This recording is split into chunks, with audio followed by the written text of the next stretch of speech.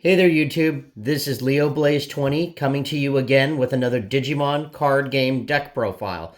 This time for my blue-green Imperialdramon deck. This again is another one of my favorite decks. Obviously, Imperialdramon was my favorite from Season 2 or Adventure 02 of Digimon, the original anime. But anywho, we'll go ahead and get started with it. For the Digi Eggs, I'm running 5. First up is 4 copies the BT12 Demi Vmon. When attacking once per turn, if you have a green Digimon in play, you draw 1. So pretty easy to get going. Again, helps to facilitate your draws to get your pieces. And then the final egg I'm running is just 1 copy of the BT3 Demi Vmon, and which is when attacking once per turn. If this Digimon has jamming, you draw 1. So again, all facilitates, focuses on drawing to help, again, get your combo pieces. That's it for the Digi Eggs. Let's go on to level 3s. First up for level 3s, I'm running 4 copies of the BT12 Vmon. This is your searcher of the deck to grab, check top 3 to grab a card with Imperialdramon in its name or the free trait, and then 1 Davis Tamer in its name. And then end of turn, this Digimon and one of your other Digimon in play may DNA Digivolve into a Digimon card in your hand without paying the cost. So, pretty nice, especially since there's certain effects that help you gain memory at the end of the turn to help you retain turn. That's why this deck's pretty powerful. Also, I'm running 4 copies of the promo Vmon. This helps reduce cost of Digivolution by 1 if you're Digivolving into a free trait Digimon, whether it be Stingmon or Vmon, X-Vmon. And then the inheritable, when attacking, if this Digimon has 2 or more colors, you draw a card. So again, more draw power, again, similar to the Garurumon profile I showed you. This deck can get pretty big hand size. Next, level 3, it's another searcher. I'm running 4 copies of the BT12 Wormmon. Basically, same exact effect as the Vmon, except instead of grabbing Davis, it grabs Ken Tamer, and then it has the same inheritable DNA Digivolve at the end of your turn effect. And then the final level 3 I'm running is 2 copies of the promo Wormmon. Same thing, check top 3 to add a blue or green card with 2 or more colors, and 1 Tamer card with Ken in its name. And then it's got the end of turn DNA Digivolve. So definitely to help get off your DNA Digivolve, this deck's really super consistent on, especially, trying to, jump up and keep up with the speed of the game right now, as with everything else going on with all your other stack-based games and on-play effects. But anywho, that's it for level 3s. We're going to go ahead and go on to level 4s. So first up for level 4s, I'm playing 4 copies of the BT12 X-Vmon. And the effect is your turn when this Digimon with DNA Digivolve into a green Digimon card, gain 1 memory.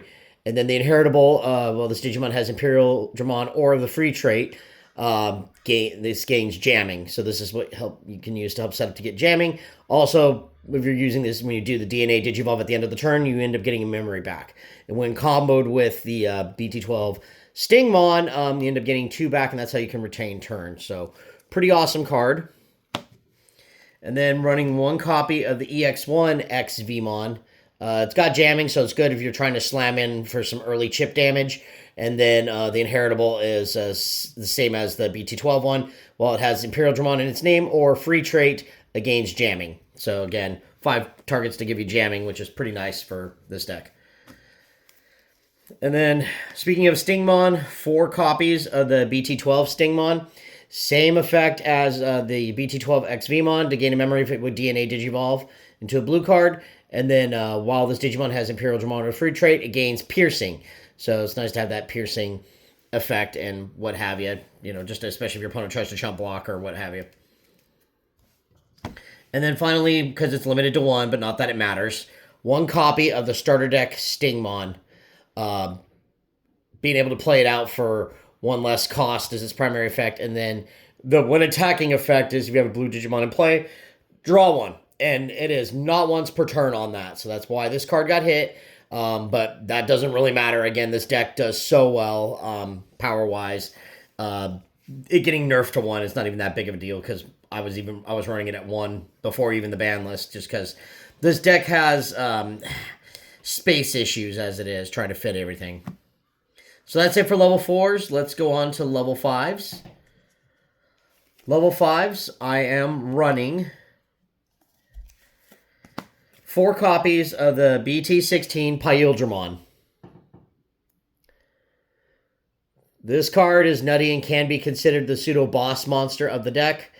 DNA Digivolve with level 4 blue and green for free.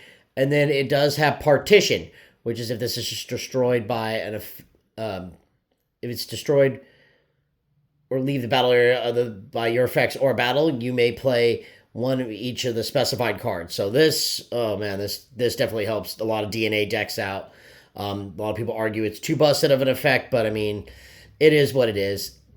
On Digivolve, suspend all of your opponent's Digimon with as many or fewer Digivolution cards as this Digimon. Then, if you DNA Digivolve, none of their Digimon can unsuspend until the end of their turn. This locks crap down.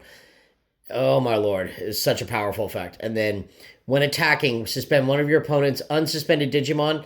If this effect did not suspend, unsuspend this Digimon. So this guy can swing twice, just kind of like the starter deck Imperialdramon could. And so being able to swing twice with this, I mean, you're getting in some good damage, especially if you took the chip damage with the EX1 XVmon.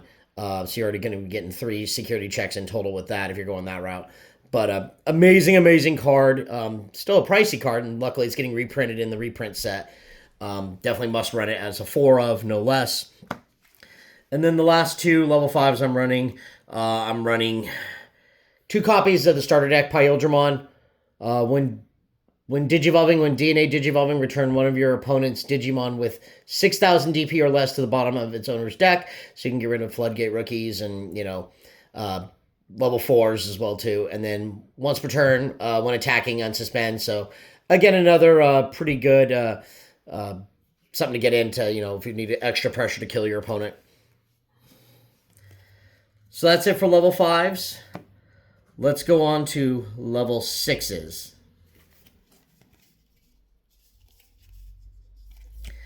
For level 6s, starting off, I am running 4 copies of the BT16 Imperialdramon Dragon Mode. This card's kind of cool. On Digivolving effect, one of your opponent's tamers can't Digimon or tamers, can't unsuspend until the end of their turn. Then, by suspending one of their Digimon or tamers, one of your Digimon unsuspend. So you can basically get this guy to unsuspend to swing again or what have you, or to prep to go into a fighter mode or whatnot. All turns effect. When you play an effect or Digivolve your opponent, or your opponent Digivolves, when effects play or Digivolve your opponent's Digimon, if you have a tamer, this Digimon may Digivolve into an Imperialdramon fighter mode in the hand without paying the cost. This was bonkers, and one of the tournaments I went undefeated with this deck when this set first came out, and I was able to bot deck an Agudamon in a Demon Lord deck, which was hysterical. My opponent basically almost raged, and especially going into fighter mode ace, which said, haha, bot deck your Agudamon. The next level 6 I'm running is 1 copy of the starter deck Imperialdramon. This is nice for on Digivolve. You get to spit out a level 4 blue and green, so you could re-DNA without paying the memory costs. And yes, it's a little bit higher of a Digivolution cost at 4, but this guy's still pretty good in the clutch if you want to just set up to overwhelm and just swarm even harder. And then next up for level 6s, I am playing 2 of the Imperialdramon Fighter Mode Aces. Obviously, being able to blast Digivolve on play when Digivolving. Return one of your opponent's Digimon with as many or fewer Digivolution cards as this Digimon to the bottom of the deck. End of attack, once per turn, unsuspend this Digimon. Then, if Imperialdramon Dragon Mode is in this Digivolution card of this pile, return one of your opponent's suspended Digimon to the bottom of the deck. Again, being able to blast on this on your opponent's turn if they play out something that they've been trying to build up towards, hilarity ensues. Pretty solid card. And then to wrap up the level 6s, I'm playing 1 copy of the BT12 Imperialdramon Fighter Mode. On Digivolving, suspend all of your opponent's Digimon with no Digivolution cards. Then return one of their suspended Digimon to the hand by returning one Imperialdramon Dragon Mode from this Digimon's Digivolution cards to the hand. Return all their suspended Digimon to the bottom of the deck. So basically, it's a board wipe. Pretty nice. And then all turns, he gains plus 1,000 for each color in its Digivolution cards. And then it gains Security Attack plus 1 and Blocker. So he's already 13k base, and then on top of that, like getting additional power. I mean, he gets pretty fat, and he can get over enough stacks with just 2 color, enough cards with just 2 colors, so basically turning him into at least a 15k Digimon. That's it for level 6s. On to level 7s, which I'm only playing 2 of. The BT-17 Imperialdramon Paladin Mode Ace. This card's nutty. On play when Digivolving, trash all Digivolution cards of your opponent's Digimon. Then return return all cards your opponent controls, in your opponent's trash to the bottom of their deck. This effect return to level 7, any level 7 white cards, you gain 3 memory. And then when attacking by returning one of your opponent's Digimon with no Digivolution cards to the bottom of the deck, this Digimon unsuspend. So basically, being able to swing twice, and yes, this is another alt art, because I had to flex a little bit, but aside from that, really, really bonkers card, especially if you're playing against purple decks that rely on their trash. You can definitely screw them over 3 ways till Sunday. That's it for all the Digimon. Let's go ahead and go on to the Tamers. Tamer cards, pretty self-explanatory. 4 copies of the best Tamer this deck runs, the Davis and Ken from BT-16. Having this out at the start of your main phase, play out 1 Vmon or Wormmon from your hand without paying the cost. At the end of your opponent's turn, return it to the hand. Which, again, that last part's irrelevant because, again, they're not sticking around that long. You're usually going to Digivolve up and then hopefully DNA Digivolve and call it a day. Your turn. When one of your Digimon Digivolves into a blue or green Digimon, by suspending this Tamer, gain a memory. If DNA Digivolving, trash 3 Digivolution cards under your opponent's Digimon. This card is nutty, being able to use it to help you keep turn, and then also stripping sources, which makes it easier to do all your bounce and send back effects. There's some reason why people are crying for this Tamer to get hit on the ban list, but realistically at this point, I don't see it happening.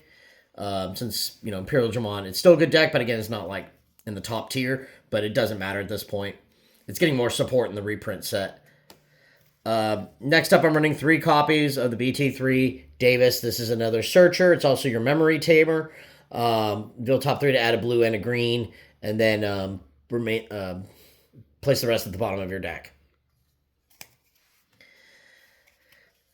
And then I am running, it is another Memory Tamer, 1 copy of the BT-17 Davis and Ken, and then its effect is all turns 1 of your level 5 or higher free trait Digimon will be deleted in battle.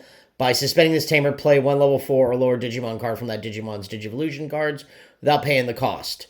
And then end of your turn, 1 of your free trait Digimon may attack an opponent's Digimon. So basically giving you a pseudo Blitz effect, plus also being able to save your stack, like if something were to happen, if it were to be deleted. It's actually a nice card just to have as a one of.